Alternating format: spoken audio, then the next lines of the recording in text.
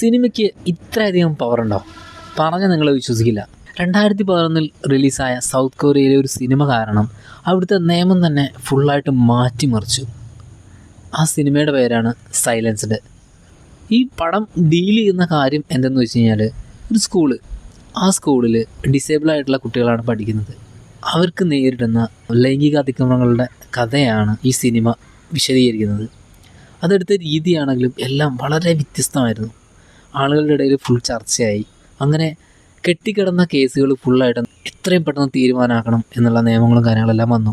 ദൊഗാനി എന്നായിരുന്നു ആ നിയമത്തിൻ്റെ പേര്.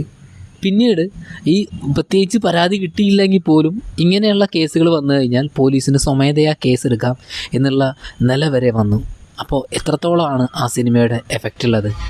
എനിക്ക് തോന്നുന്നു എല്ലാം ആ ഡയറക്ടറുടെ കഴിവ് തന്നെയാണ്. കാരണം അത്ര ഇമ്പാക്റ്റോടെയാണ് ആ സിനിമ ചെയ്തിട്ടുള്ളത്. അതുകൊണ്ടാണ് ഇത്രയും എഫക്റ്റ് ആ സമൂഹത്തിൽ കൊണ്ടുവരാൻ പറ്റിയത്. ഡ്വാങ് ഹോങ് എന്ന ആളാണ് ഈ സിനിമ സംവിധാനം ചെയ്തിട്ടുള്ളത്. സത്യത്തിൽ ഈ സിനിമ ഗോങ് ജിയങ്ങിൻ്റെ ദി ക്രൂസിബിൾ എന്നൊരു നോവലിനെ ബേസ് ചെയ്തിട്ടാണ് ഇറങ്ങിയിട്ടുള്ളത്. നോവൽ ഇറങ്ങിയിട്ട് കുറച്ച് കാലമായിട്ടെങ്കിൽ പോലും ആളുകൾ കൂടുതലൊന്നും ഇതിനെക്കുറിച്ച് ചിന്തിച്ചിട്ടുണ്ടായിരുന്നില്ല. വായിക്കുന്ന ആളുകളുടെ ഇടയിൽ മാത്രം ഈ വിഷയവും ഇതുമായിട്ട് ബന്ധപ്പെട്ട കാര്യങ്ങളെല്ലാം ഒതുങ്ങിയിരുന്നു. ബട്ട് ഒരു സിനിമ ഇറങ്ങിയപ്പോൾ അത് സൗത്ത് കൊറിയ മുഴുവൻ ഇളക്കി മറിച്ചു. അതാണ് ഒരു സിനിമയുടെ പവർ എന്ന് പറയുന്നത്.